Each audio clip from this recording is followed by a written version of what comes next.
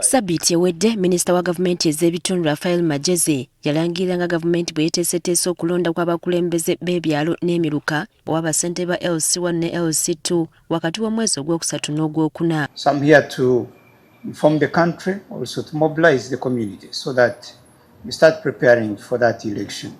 Okulangirira kuno we kujjidde nga bakulembeze abaliko kati bakunukkiriza kuweza myaka 8 mu ntebe newankubadde ekisanja kyabwe kyali kyaggwako mu 2023 oluvannyuma lw'okulondebwa mu 2018.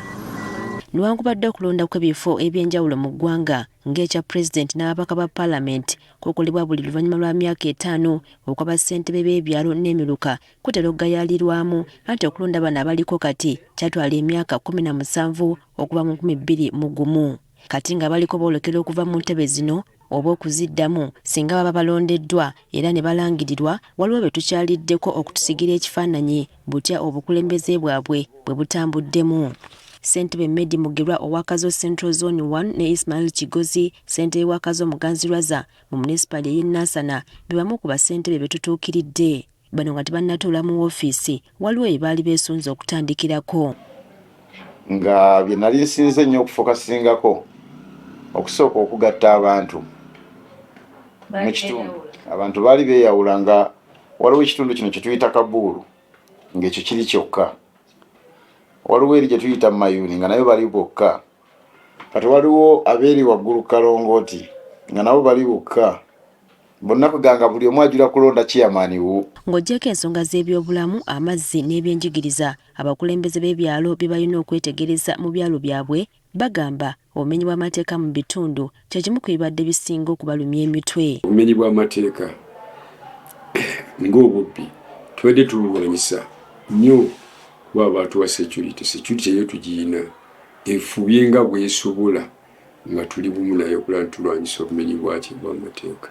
Banina balafuubanye nnyo okunyweza embeera ya munno mu kabi nga kaseera kano singa omutuuze afiirwa ebikola babiteekawo dda. Zino za ofiisi za kyalo bino ebizindalo tubyegulira ekyalo kyagula tenti ezo nga bw'oziraba bya kyalo tetubisussa kitali kyaffe.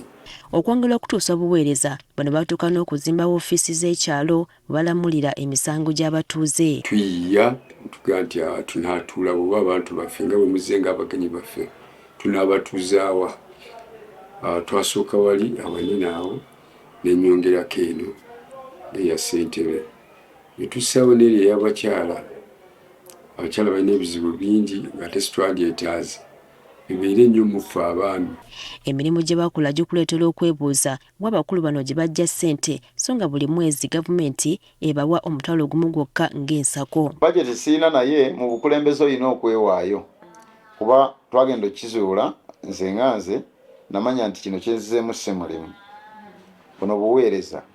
Kati nfuba nnyo okulaba nga nnoonya ssente ku mulimu gye nkola nsobole okukola ebiba bikoze eki byetaagisa ate n'abatuuze engeri gye banjagala bampuliriramu era mbaga nti njagala tukole wano naye weetaagisa ssente bweziti waliwo bweziti tubakolamu omulimu ne baleeta ssente ne tukola buli kye tuba twetaaze. Kati ng'okulonda kwabwe kuzze kwongezebwayo tukizudde nga bo bwe kibadde kibakoledde ebitagambika. Bukutamira ki? Tebina bwe bukutama. Kasi tobeera mu bantu ng'obawa saaviisi tebina bwe bukutamira ng'ate n'abantu bawagira ekyo ky'oba okola ki ate n'abantu nga batunulira ekyo ky'oba okola nti ddala kikola ki kijja. Bagamba nti n'okusomozebwa kubadde kutono ddala sinakindi obutabaawo kubanga abantu be bakulembera babeetaagira ddala. Abantu tutambula nabo bulungi era okumanya abantu baffe bano ab'ekitundu kyange kyenkulembera bansiima wamu n'olukiiko lwange nti oyinza okulaba munnaffe omu ng'alwadde omutuuze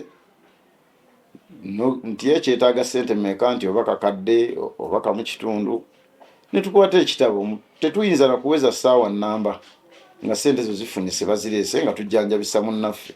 Wabula bagamba nti babaddewo bulyazaamaanya eri abatuuze mu byalo ebimu abaakuwa bassentebe kyokka nga tebalina kyakukola. Tugenda okuwulira abamu nga bakisentebe abantu babakompleiningako bagenda ne batunda ebintu oli n'amanya nti enju eyo gy'atunda si y'oyo agikola ki ate n'agikolera endagaano. kati ng'okulonda kwabwe kubindabinda bakubidde akakiiko k'ebyokulonda omulanga okutaatira akavuyo konna akayinza okweyoleka mu kulonda kuno.